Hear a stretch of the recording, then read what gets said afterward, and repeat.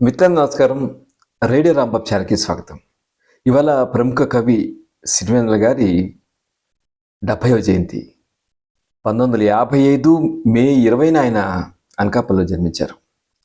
సీతారామ శాస్త్రి గారి అసలు పేరు చేంబోలు సీతారామ శాస్త్రి గారు. మీ అందరికి తెలిసిందే. అయితే విచిత్రంగా మనం సిరివెన్నెల సీతారామ శాస్త్రి గారు సిరివెన్నెల చిత్రంతో సిరివెన్నెల చిత్రాన్నే తన పేరుగా మార్చుకున్న ఆయన 1984లో కె. విశ్వనాథ్ గారి జనని జన్మభూమి చిత్రంలో ఆయన రాసినటువంటి గంగావతరణం గేయం ఉంది, గేయ రూపకం. ఆ రూపకంలోని కొంత భాగాన్ని అందులో వినియోగించుకున్నారు.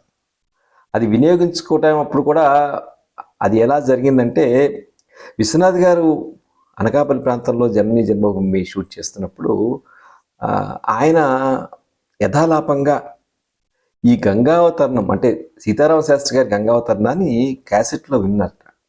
ఎవరు ఇది రాసింది, చాలా బాగా రాశారు, మనం ఉపయోగించుకోవచ్చా అని చెప్పి అడిగి కొంత భాగాన్ని తీసుకుని ఆ భాగం క్రెడిట్ చెంబోలు సీతారామ శాస్త్రి అని చెప్పి ఇవ్వడం జరిగింది.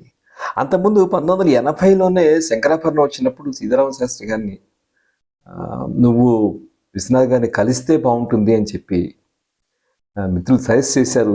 సీతారామ శాస్త్రి గారు చెప్తారు. సీతారామ శాస్త్రి గారు సరే ఒక సంప్రదాయ కుటుంబంలో ఆయన పెరిగిన తండ్రి దగ్గర ఉన్నటువంటి ఒక క్రమశిక్షణ ఆయనకి గురువైంది. తండ్రి ఏమో ఆయన ఎంబీబీఎస్ చేయాలని కోరుకున్నారు. సీతారామ శాస్త్రి గారు అది ఇష్టం లేదు. సరే ఆయన కొన్ని అనివార్య కారణాల వల్ల ఎంబీబీఎస్ కంప్లీట్ చేయకుండానే ఉద్యోగంలో చేరారు. ఆ ఉద్యోగంలో టెలిఫోన్ డిపార్ట్మెంట్లో చేరారు. తర్వాత సరే అప్పటికైనా సీతారామ శాస్త్రి గారు ఆయన మిత్ర బృందంలో పాటలు రాసి పాడే ఒక గేయకర్తగా చాలా పాపులర్ ఆయన. అలా యాక్చువల్గా మనకి చక్రం సినిమాలో జగమంత కుటుంబం నాది ఏకాకి జీవితం నాది అనేటువంటిది రచనా ట్యూన్ అయింది. ఆయన ఎక్కడో ఇంటర్వ్యూలో కూడా చెప్పారు. చాలామంది కవిత్వ సంపుట్లు ఆవిష్కరిస్తారు, కవి గారు కూడా పుస్తకం తీసి చదువుతారు, అది అలా కాదు కదా. కవి తన కవిత్వాన్ని ఆశుగా చెప్పగలగాలి, తను రాసిన దాన్ని. మన చిన్నప్పుడు మన వాళ్ళు మనకి నేర్పించారు. ఈ ఎక్కాలు కానీ ఇవన్నీ ప్రతిదీ మన చేత ఒక పాటలా మనకు నేర్పించారు. బట్టి వేయించారు అనిపించినా అది పాటలా నేర్పించడమే అనేది మనం మర్చిపోకూడదు అని చెప్పి అంటారు. అందుకని ఆయన పాట ఎప్పుడు కూడా ఆశుగా చెప్తారు. ఒక ట్యూన్ అంటే గాయకుడిలా పాడలేకపోవచ్చు, ఒక ట్యూన్ ప్రతి వాళ్ళకి ఉంటుంది. ప్రతి వాళ్ళకి ఒక పాట, ఒక సంగీతం ఉంటుంది, అది పాడాలి అని చెప్పి ఆయన చెప్తారు. అదే ఇది ఆయన దాని సంబంధించిన విషయం. సరే, ఆయన పాటల విషయం మనం చూస్తే యాక్చువల్గా ఆయన జనని జన్మభూమి తర్వాత జైలు పక్షి అలాగే ఇంకొన్ని సినిమాలు రాసినా కూడా ఆయనకి గుర్తింపు సిరివెన్నెల చిత్రంతో సింగిల్ కార్డ్ అంటే మొత్తం సినిమా పాటలన్నీ ఆయనే రాశారు. ఆయన రాసినప్పుడు ఆ సాహిత్యం అర్థమైనా అవ్వకపోయినా అందరినీ మైమర్చిపోయేలా చేస్తుంది, అంత గొప్ప సాహిత్యం. ఒకసారి మనం చూస్తే అందులో ఒక లైన్ రాసుకున్నాను. విధాత తలుపున ప్రభవించినది అనాది జీవన వేదం. అదైతే తర్వాత మనకి బాగా విరచించితిని ఈ కవనం పాట ఉంది కదా, అందులో చూడండి, ప్రాగ్దిశ వీణేయ పైన దినకర మయూక తంత్రుల పైన జాగృతి విహంగ తంతులే వినీల గగనపు వేదిక పైన. ఒక అద్భుతమైనటువంటి పదాల పహలింపు అంటాం కదా, అది మనకి ఈయన పాటల్లో కనిపిస్తుంది. అయితే విచిత్రంగా మొదట్లో ఈ రకమైన సంగీతపరమైన పాటలు రాస్తారు శాస్త్రి గారు అనేటువంటి అనుమానం నిర్మాత దర్శకులకు ఉండేదిట. ఆయనకి బొబ్బిల చిత్రం 1990లో వచ్చింది.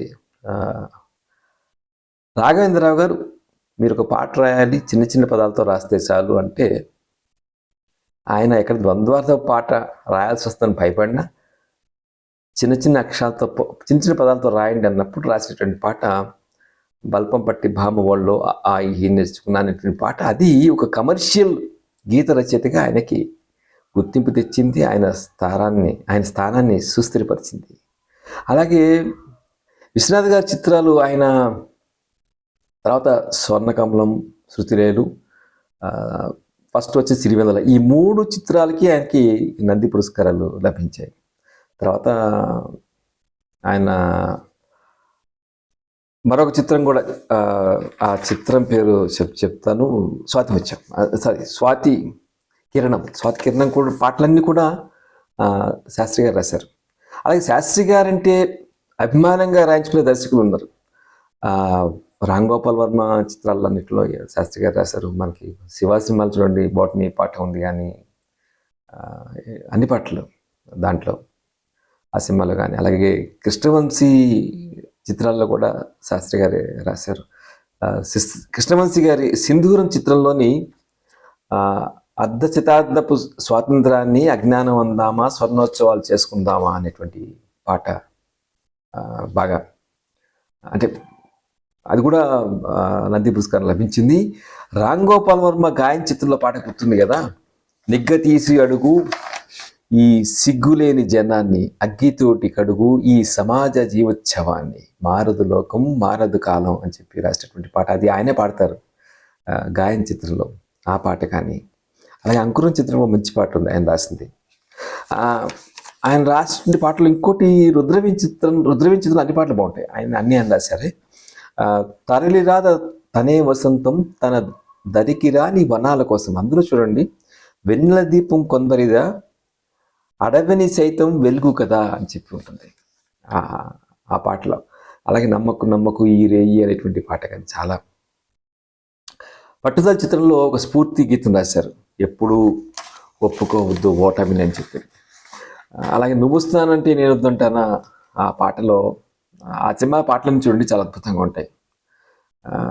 అందులో ఒక విత్తనం మొలకెత్తి ప్రేమ మీద ఒక అద్భుతమైన పాట రాశారు. ప్రేమ మీద మళ్ళీ మనసంతా నువ్వేలో చాలా బ్రహ్మాండ పాటలు రాశారు. విఎన్ ఆదిత్య కూడా ఆయన చేత రాయించుకున్నవారు. నేనున్న చిత్రంలో ఒక మంచి పాట, బ్రహ్మాండ పాట ఆయన మనకి కనిపిస్తుంది. ఆయన పదాలన్నీ తూటాల్లో ఉంటాయి. నాకు అనిపిస్తుంది వేటూరు గారిని అలాగే సిరివెన్నెల గారి పాటలు మనం కంపేర్ చేస్తే, వేటూరు గారి పాటల్లో పద ప్రయోగము అంటే ఎక్కువగా ఆయన చాలా జనబాహుల్యంలో ఉన్నటువంటి మాటలతోటి పాట రాస్తూ దాంట్లోనే ఒక తాత్వికత, ఒక లోతైన భావాన్ని జోడిస్తారు. సిరివెన్నెల గారు కొంచెం సంస్కృత పదాలు ఉంటాయి, కొంచెం తెలుగు పదాలు ఉంటాయి, ప్రాస ఉంటుంది, తాత్వికత, లోతైన భావాలు ఉంటాయి. అది ఎక్కువగా సిరివెన్నెల గారి పాటల్లో కనిపిస్తుంది.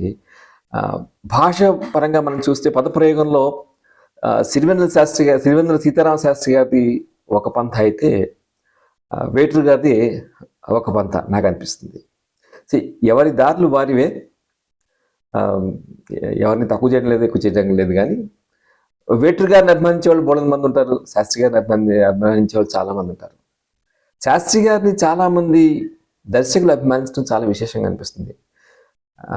రాజమౌళి గారు ఆయన బాహుబలి తీసినప్పుడు ఈ సినిమా ఇట్లా తీయదలుచుకున్నానని చెప్పి ఆయన సలహా కోరారని చెప్పి ఒక వార్త ఉంది. అలాగే ఆర్ఆర్ఆర్ చిత్రంలో దోస్తి మీద ఒక పాట రాయించుకున్నారు. అప్పటికే శాస్త్రి గారి ఆరోగ్యం కొంచెం క్షీణిస్తుంది, అయినా సరే రాశారు. తర్వాత శ్యామ్ సింగారాయలో ఒక పాట రాశారు, గుర్తుంది కదా. ఆ దర్శకుడు అప్పుడు చెప్పాడు, ఫోన్లో చెప్తున్నాను రాసుకోబోయే అని చెప్పి శాస్త్రి గారు చెప్పారు, తను రాసుకున్నాడు. ఐ థింక్ ఆల్మోస్ట్ అది చివరి పాట శ్యామ్ సింగరాయ్ చిత్రంలోని పాట. 3000 పాటలు రాశారు. దర్శకుడు త్రివిక్రమ్ శ్రీనివాస్ ఆయన దగ్గర బంధువు. త్రివిక్రమ్ శ్రీనివాస్ శాస్త్రి గారిని రాత్రి ఉదయించే సూర్యుడిగా సంబోధించేవారు.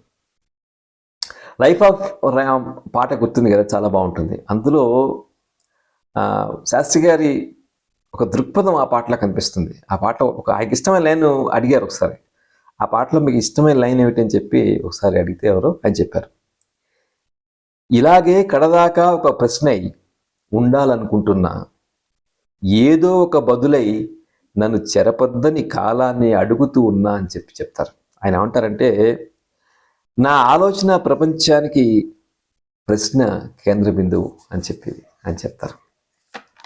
శాస్త్రి గారి గురించి ఇంకా చాలా విశేషాలు ఉన్నాయి. ఆయన సాహిత్యం అంతా కలిపి ఒక 6 సంపుటాలుగా తానావారు ప్రచురించారు, ప్రస్తుతం అందుబాటులో ఉన్నాయి.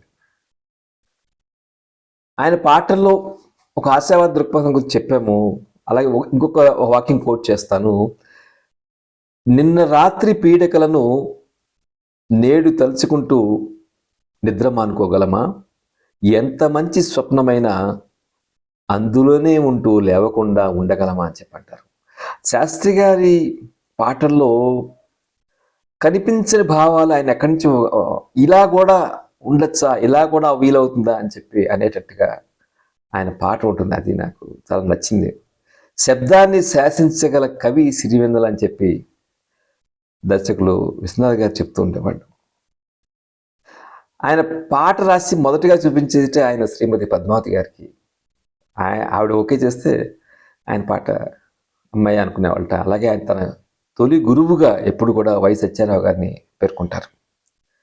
సీతారామ శాస్త్రి గారు ఎక్కడున్నా సరే నాకు అనిపించింది ఈ తరం వారిని కూడా బహుశా సీతారామ శాస్త్రి గారి పాటలు కదిలించినంతగా మరే తెలుగు సినిమా పాట కదిలించలేదు అని చెప్పి నాకు అనిపిస్తుంది. అందుకే ఆయన పాట ఒక అంతు తెలియని అగాధం అయితే ఆయన పాట ఒక అందుకోలేని ఆకాశం కూడా అని చెప్పి వారికి నివాళులు అర్పిస్తూ మరొకసారి వారి జయంతి సందర్భంగా వారిని ఒక్కసారి తలుచుకునే అవకాశం కలిగింది మీతోటి. ఈ వీడియో మీకు నచ్చినట్లయితే లైక్ చేయండి, షేర్ చేయండి. రేడియో రాంబాబు ఛానల్కి సబ్స్క్రైబ్ చేయండి. నమస్కారం.